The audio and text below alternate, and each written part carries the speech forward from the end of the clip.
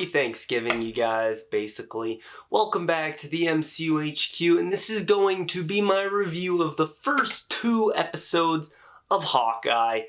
Now, if you guys are unfamiliar with how I do my reviews for episodes of the TV shows, I start non-spoiler, and then I get into spoilers later on, but don't worry, I'll let you know I'm getting into spoilers if you haven't seen it. I'm going to start off completely non-spoiler. And yes, this will be a review of the first 2 episodes. They did both drop today. I watched them both. I'm going to review them both in this same video. And if you're watching this later on, I do have a playlist of all my Hawkeye coverage. It's going to have my reviews of the show, if I do a ranking of all the episodes or anything like that. If it's Hawkeye show related, it'll be in the Hawkeye playlist, so go check that out if you're looking for a specific one or you're watching these all in the future. Now, without further ado, let's get into my review of episodes 1 and 2 of Hawkeye.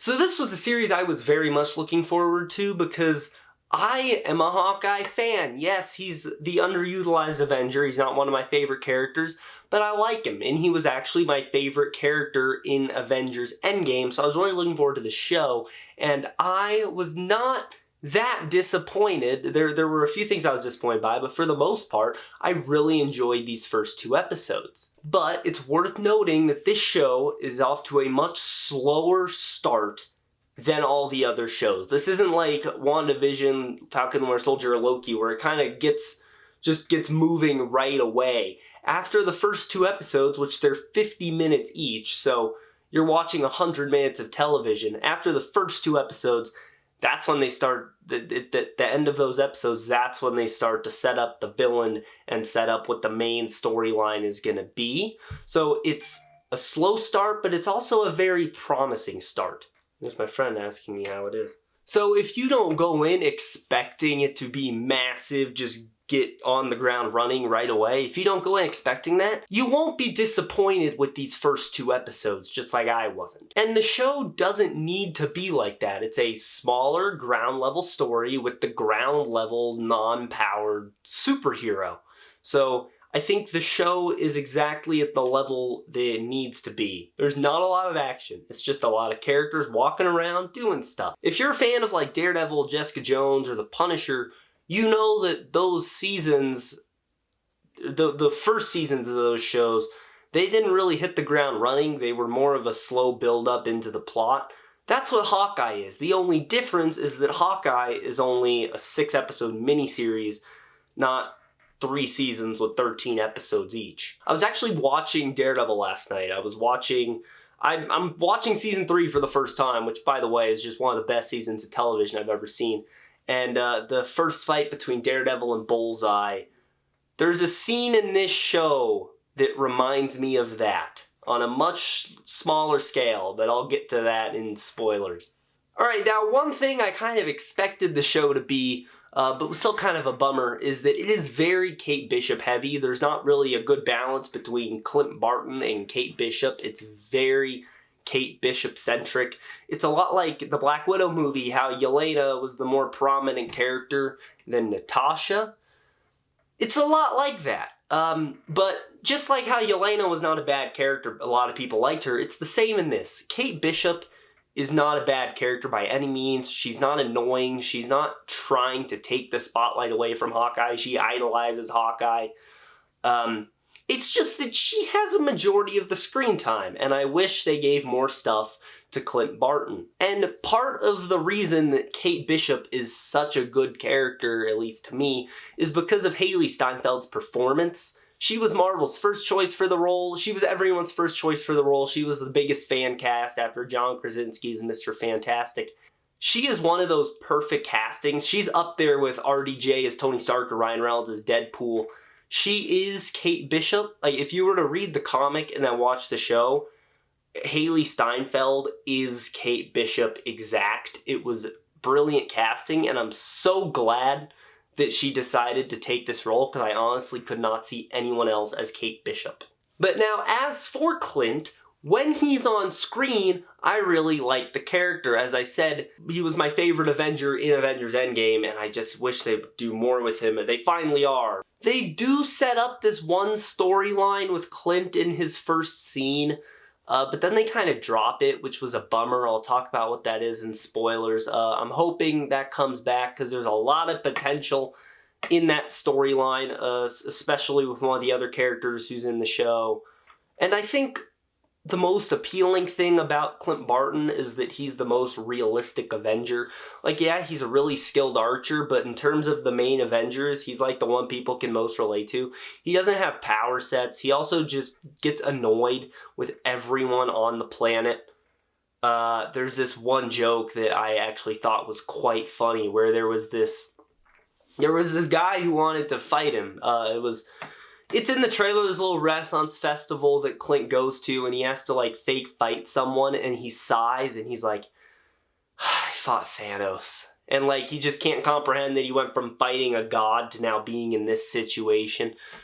And he's also, it's a lot of the jokes they do with Clint are funny. This is actually a quite humorous show, by the way. It's not all jokes all the time, but the jokes they do, I actually thought were pretty funny. There's a lot of good ones. But one I thought was hilarious is when Clint said they needed supplies, and Kate got all excited thinking it was Avengers-type supplies, and that cuts to them in a drugstore buying Q-tips and Neosporin and alcohol and Band-Aids and just normal stuff. The show also shows some of the downsides of fame. Characters like Tony Stark or Thor would love being popular with people, but Clint's not that way. There's even a scene where he tells Kate, he's like, yeah, look, I don't want any of that. There's a scene where someone tries to get a picture with him while he's in a bathroom and he's all annoyed trying to get the guy to go away. Things like that, I like seeing. And now, of course, I have to address Clint Barton's hearing aid, which he has, and may explain how he got it and why it's never been in the MCU up to this point. I wish they maybe mentioned it a bit more. There's kind of two throwaway lines about it, although one of them is actually pretty clever, and it's a very non-verbal explanation as to how he started to lose his hearing, and it got a little chuckle out of me. I hope they factor in the hearing aid and his hearing loss more in the show. I hope it's not just a thing they introduce just because it's in the comics and then don't do anything with it. I hope they do something with it in the future, and there is a character who's in this show that shows up at the very end of episode 2, and there is a lot of story potential there between her and Clint. That's all I'm gonna say, and I can't wait to see what they do with it. And of course, Lucky the pizza dog. He's a delight. I want him. The marketing of the show, the poster, the trailer, it's all played up the Christmas aspect to the max. They just went to the Christmas dial and they turned it until it wouldn't turn anymore.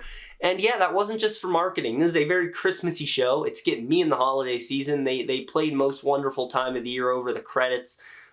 New York is just lined with Christmas lights. The Empire State Building has red and green lights going up it. They mention the Rockefeller Christmas tree, and then there are Christmas trees just in a lot of shots.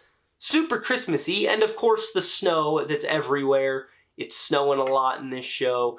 It's getting me in the holiday spirit, that's for sure. And even though there isn't a lot of action in these first couple episodes, the action they do felt pretty realistic and was a nice change of pace from most of the action in the MCU. I mean, no one has superpowers in the show. No one is shooting bolts out of their eyes.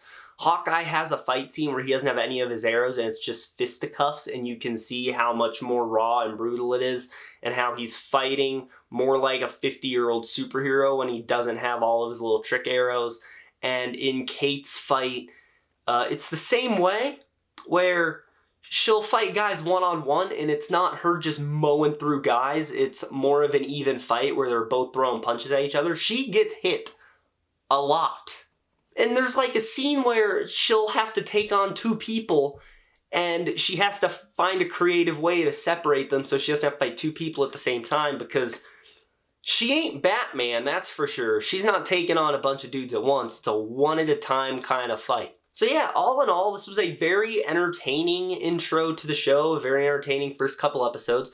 Just lower your expectations and you won't be disappointed. Do not go into this expecting the next WandaVision or the next Loki, because this show isn't that. It's just trying to be the first Hawkeye. So if you go in expecting that, you will not be disappointed with these first couple episodes. And I will say, I appreciate the much smaller scale of it. It serves as a nice little intermission between everything we've had in Phase 4, a witch-breaking reality and enslaving people, and then racism and injustice, and then Loki going through the multiverse, and then, Black Widow, and basically slavery and brainwashing, and then friggin' Mandarin, a celestial being birthed out of the earth. It's all a very good intermission from that before we get to Spider-Man, which is gonna be huge. But there you guys go. That is my non-spoiler thoughts on the first 2 episodes of Hawkeye. If you have not seen the first 2 episodes yet, go watch them, and then come back and watch the rest of this video, because now I'm about to get into spoilers. You have been warned. It's not my fault if I spoil the show for you. I don't want to talk about everything. I don't want to give a big play-by-play of the show. Just a couple things that stood out to me. First off, I have to mention the incredible opening scene that takes place in 2012. And there's this little funny moment of foreshadowing where Kate Bishop's dad said, "Things don't just fall from the sky," and then a few minutes later it shows the Chitauri flying through New York. And the way she became a Hawkeye stan was amazing. One of the Chitauri is flying towards her, and Hawkeye shoots it with an arrow, and it melts it, and then the whole ship falls, and that's how the Chitauri go down. And then she's watching him on the roof shooting everyone.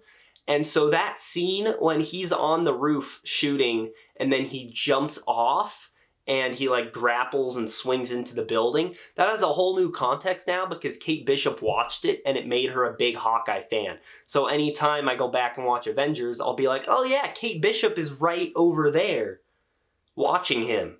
And God, you know what I thought was funny? Is when she said that Hawkeye's her favorite Avenger and he asked if she was okay. Whether he was asking about that comment or asking it just to see if she was okay, the timing on it was great. And that's a good segue into the jokes in this series. It has some pretty funny jokes in it. Some of my favorites were them shopping, as I mentioned, when they say they need supplies, and that's just normal civilian stuff to patch up wounds.